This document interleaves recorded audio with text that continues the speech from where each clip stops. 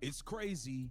It's crazy. Just when you think things can't get worse, they keep seeming to get worse when it comes to this Kathy Engelbert, Adam Silver, uh, uh, gambling scandal situation that is going on. Now we have former NBA official Tim Donaghy, who had a Netflix special, all types of stuff. He was exposed for betting on games. He was conspiring with other NBA referees to not make calls for Allen Iverson and certain players in the league on certain games. This dude was exposed. He did time in prison. The WNBA was supposed to be next, and now the silence around its biggest star is absolutely deafening. Adam Silver, the NBA commissioner, has been exposed in a shocking fixing scandal, and the fallout is poised to hit the Women's League harder than anyone imagined. With Kathy Engelbert now under fire, calls for both commissioners' jobs echo louder than ever. This isn't just about one league, it's a house of cards tumbling, threatening the integrity of the game for icons like Caitlin Clark, whose future could be irrevocably linked to this unfolding crisis. The storm has arrived, and it promises to leave no one untouched, demanding answers from the very top. All of sports, not just the NBA, is sitting on a massive house of cards. And I look at someone like Adam Silver, and I look at all of these commissioners, and I wonder, like, can legalized gambling be restrained in any fashion? Have they gone too far? Can the toothpaste be put back in the bottle? I think we have no choice but to do that. The toothpaste has to go back in the bottle. Our lawmakers are going to have. Former NBA official Tim Donaghy, once jailed for betting on games and conspiring to fix calls for players like Allen Iverson, is now blowing the lid off the entire operation. This man, whose past exposed him as a central figure in a gambling ring, is pointing directly at Adam Silver and WNBA Commissioner Kathy Engelbert. Donaghy, who did hard time, claims they cannot escape the scandal. His testimony isn't just a rehashing of old wounds, it's a direct accusation that these top officials are intertwined in a widespread problem they allegedly tried to bury before. The stakes couldn't be higher for their careers and the future of both leagues. NBA, WNBA commissioner, he's letting it be known. They cannot escape this one. They can't escape. We saw Stephen A. Smith say that the WNBA will be next. And now we have ex-guy that was locked up, referee Tim Donaghy, who was betting on games, exposing Adam Silver, the NBA, and Kathy Engelbert are next. They might have to step down. People are calling for their jobs. This is crazy. Let's get right into it. Welcome to Keep the Vision. Make sure you like, comment, subscribe, share the channel, hit that bell notification, hype the video.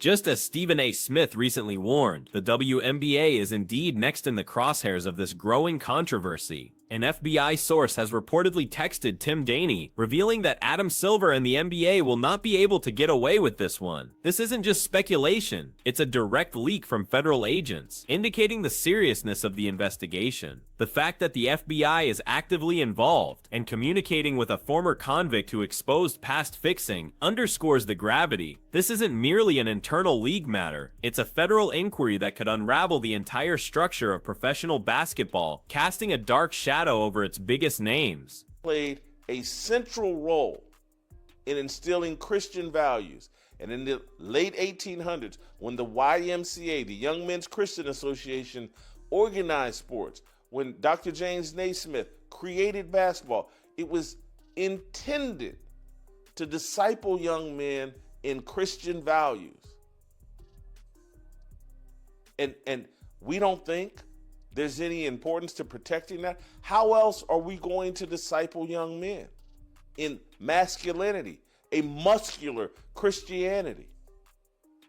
You want to know why these guys, these young men are so feminine? The sheer scale of the alleged corruption is staggering, with over 35 gambling allegations surfacing during Adam Silver's tenure alone. A year and a half ago, there were around 5 co-conspirators. Now that number has skyrocketed to over 30, totaling around 35. This alarming trajectory suggests a rapidly expanding problem, not an isolated incident. The NBA and WNBA's deep partnerships with betting companies like FanDuel and Underdog Sports now look incredibly problematic. This financial entanglement raises serious questions about conflicts of interest and the integrity of games played under such pervasive betting influence. The numbers paint a grim picture. We're going to start with Shams, and where he says there has been over 35 gambling allegations over Adam Silver's tenure. Now, you have to remember the NBA, WNBA, they're partnering with all types of betting companies from FanDuel, Underdog Sports, all types of stuff. Let's take a listen here. Numbers. A year and a half ago, we had about 5 co-conspirators and defendants. A year and a half later, we're at over 30. So about 35 in total now. So, I mean, I'm just looking at math. I don't know where we're going to be in a year and a half. I don't know where we're going to be. Remember Terry Rozier? He was allowed to keep playing after an NBA investigation, despite operational behavior around a particular game. Adam Silver, when questioned, gave a bureaucratic defensive response, saying what happened was and admitting they couldn't find anything, despite evidence. He claimed Rozier cooperated and provided his phone, but the lack of action amid a growing federal probe now makes Silver's initial findings look incredibly weak. This incident is being revisited under a new, harsher light, highlighting the league's past leniency and raising doubts about their commitment to truly clean up the game when money is involved.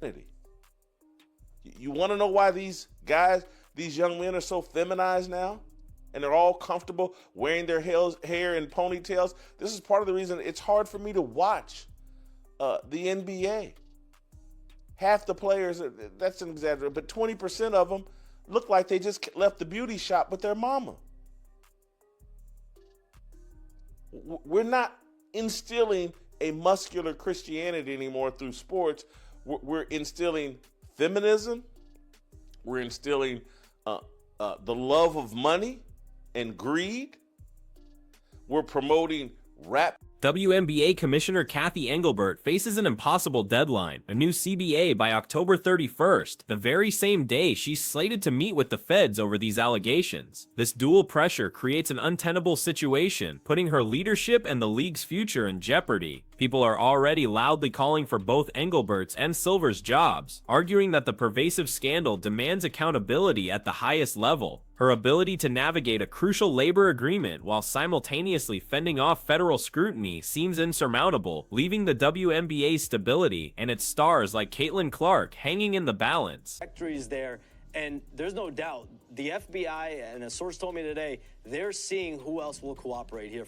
Chuck, I'm just going to go with the numbers. A year and a half ago, and the FBI is on it. And Tim Donaghy also said that someone from the FBI text messaged him and said that Adam Silver, the NBA, they will not be able to get away with this one. This is, look, man, this is nasty work. This is nasty work. Take a look at this. And Terry Rozier was allowed to keep playing after an NBA investigation ruled that there was no NBA rules violated. What do you make of that decision now amid the FBI? Tim Donaghy believes Adam Silver's recent appearance on Pat McAfee was an intentional move to get ahead of the fire. Silver spoke about the need to get gambling under control, a statement Donaghy dismisses as damage control. He sees Silver trying to put a lid on this, but Donaghy warns it will be very difficult because he thinks the problem is widespread and will be very damaging to the league. This insider perspective suggests Silver is aware of the depth of the crisis and is already in crisis management mode, attempting to contain a scandal that threatens to engulf the entire sport and its leaders. Fully to blame, but I think he's the worst commissioner in sports we've ever had, and that this is happening on his watch in a league that to me has completely went away from disciplining the players. And this all started with, and I hate to go here, but it's just factual, with Donald Sterling. They turned the league over to the players.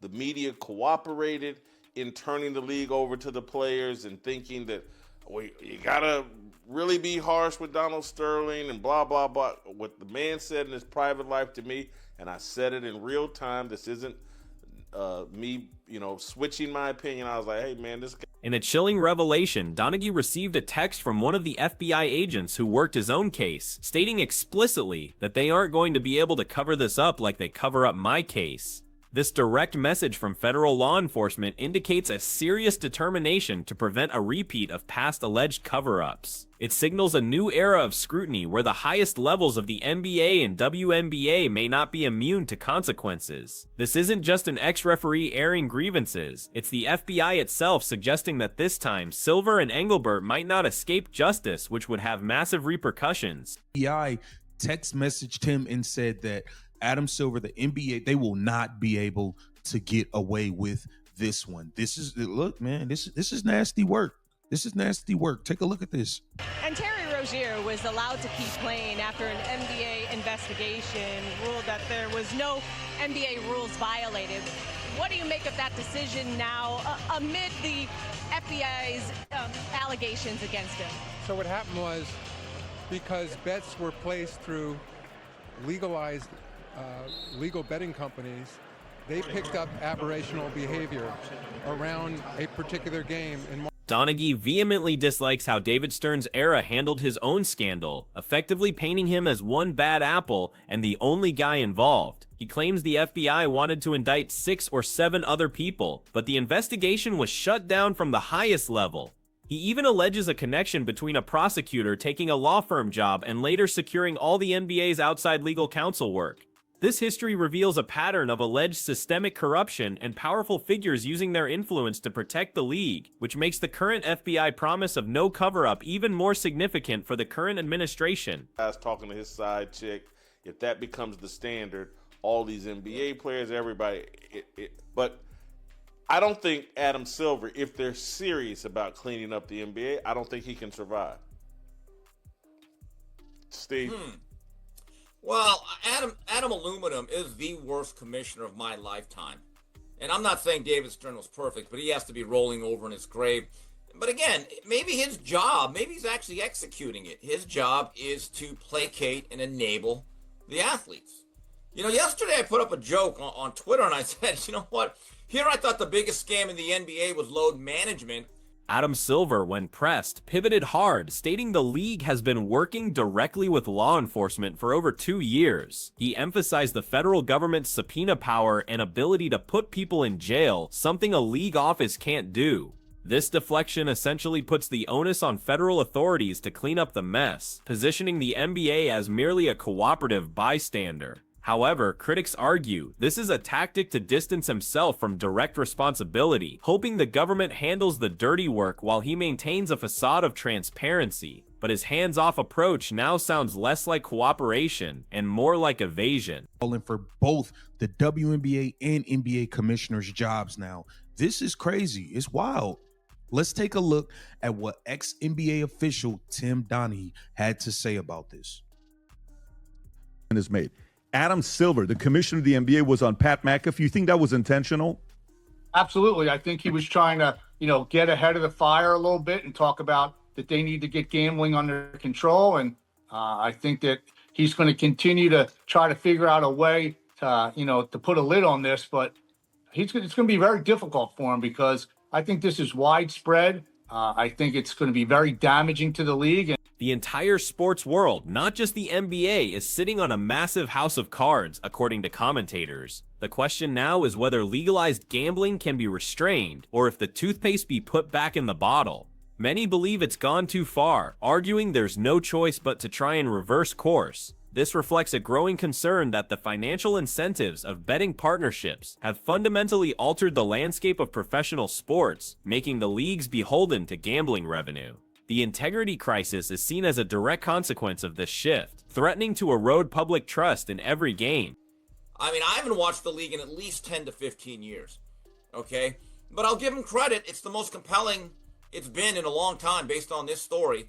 And I really think anyone that continues to watch it, you know what you're watching now. It's sports and entertainment, okay? It's not necessarily always athletic competition. So understand what you're getting into and understand what that man's role really is. Jason, I think the NBA has a real problem, and all of the leagues have an unbelievable problem right now. I think every single league is less interesting than it's ever been. I don't think there's a single league more interesting than it was 10 years ago. Some critics are calling Adam Silver the worst commissioner in sports we've ever had, suggesting he cannot survive this scandal. They argue that under his watch, the league has strayed from disciplining players, starting with the Donald Sterling situation. The claim is that the league was turned over to the players, and the media cooperated, prioritizing player empowerment over strict governance. This shift is seen as having weakened the commissioner's authority, creating an environment ripe for such scandals to fester. The current crisis is viewed as the culmination of years of a perceived lax approach to league discipline and control. You know, I just received a text message from one of the FBI agents that worked my case, and he basically said that they're not going to be able to cover this up like they covered up my case. Wow. Wow. Yeah, it might be over. It might be over for Adam Silver, which means it definitely will be over for Kathy Engelbert, because if they're coming for the WNBA next, they don't come until they got you. They don't come until they got you. So this is bad. This is really bad. What do you mean by that? So what's the difference between this case and your case? You know, I think the David Stern was able to basically Commentators suggest that David Stern, Silver's predecessor, must be rolling over in his grave, implying he would never have allowed such a widespread scandal to unfold. There's even speculation that notorious load management practices might be part of a larger scam, subtly linked to betting interests where player availability directly impacts outcomes.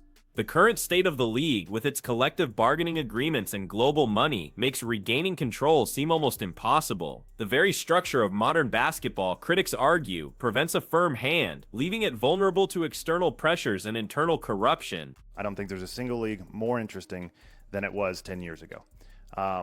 And gambling has saved them. Gambling is actually what's kept people tuned in. Fantasy football and gambling, that's what saved the NFL. The NFL is 10% of the product that it was back in the day. It's easier. People don't hit each other anymore. There's the penalties are a disaster. Nobody would tell you with a straight face this is a better product than it was. But gambling has saved them. So I think the NBA, even if they get rid of Silver, they're going to end up with the next guy saying, yes, we have to keep gambling. We just can't do it ourselves. But gambling's amazing. A harsh truth is emerging. Gambling has saved professional sports leagues from declining viewership and interest. Many believe that without fantasy football and legalized betting, the NFL, for example, would be a mere 10% of the product it was back in the day. The argument is that games are less interesting, less physical, and marred by excessive penalties, yet gambling keeps people tuned in. This dependency on betting revenue for engagement creates an inherent conflict of interest. The leagues can't turn their back on gambling because it's the only thing sustaining their audience, further entrenching the problem. They're not going to let this go away.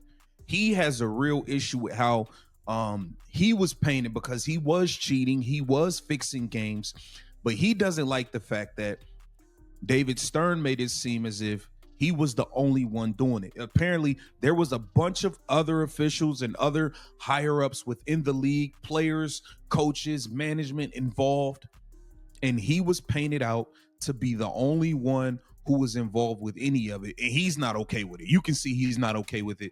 So he wants this to continue further.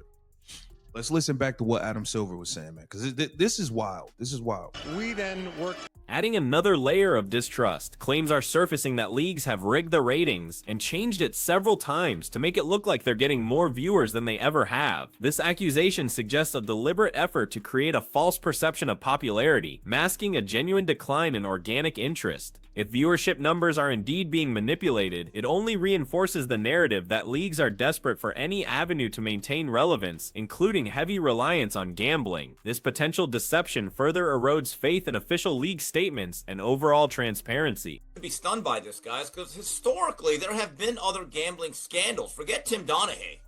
We had a college basketball scandal, I believe in the 50s, surrounding Madison Square Garden, right?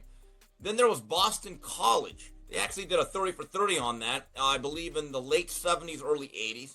Tulane was implicated in the 80s. And then you had Arizona State, and Netflix did a documentary centering around Headache Smith, who was the ringleader of that. So this is even before FanDuel and all these online apps, and even before, and this is where it's really mushroomed, the individual player props, right? So that makes it even more The era of player empowerment combined with the proliferation of individual player props has made policing gambling incredibly difficult. As one commentator explained, a player can simply claim to stub their toe and sit out, instantly affecting countless prop bets. This seemingly innocuous action becomes a powerful, unpoliceable conduit for manipulation. With online apps and instant betting, it's easier than ever to influence outcomes without overtly fixing entire games. The system itself, designed for engagement, now provides loopholes that are exploited, making accountability nearly impossible to enforce effectively. No one should be truly stunned by this scandal. History is riddled with similar instances. Before FanDuel or online apps, there were college basketball scandals in the 50s at Madison Square Garden, Boston College in the late 70s, Tulane in the 80s, and Arizona State with the Headache Smith ringleader. Netflix even produced documentaries on some of these. This long history demonstrates that while the technology and scale have changed, the fundamental vulnerability to gambling corruption remains constant. The current crisis is just a bigger conduit to what's already been taking place for at least 75 years, highlighting a deeply rooted problem. So where does this leave the WNBA, a league finally experiencing a meteoric rise thanks to stars like Caitlin Clark? With its commissioner, Kathy Engelbert, embroiled in this scandal and facing the feds, the future is incredibly uncertain. Does the league double down on its gambling partnerships, risking total collapse of integrity, or do they push for a radical cleanup? For players like Clark, their silence now speaks volumes, but eventually they will face a choice: stay quiet and implicitly endorse a potentially corrupt system, or break that silence and demand accountability. The entire basketball world awaits, holding its breath for what comes next.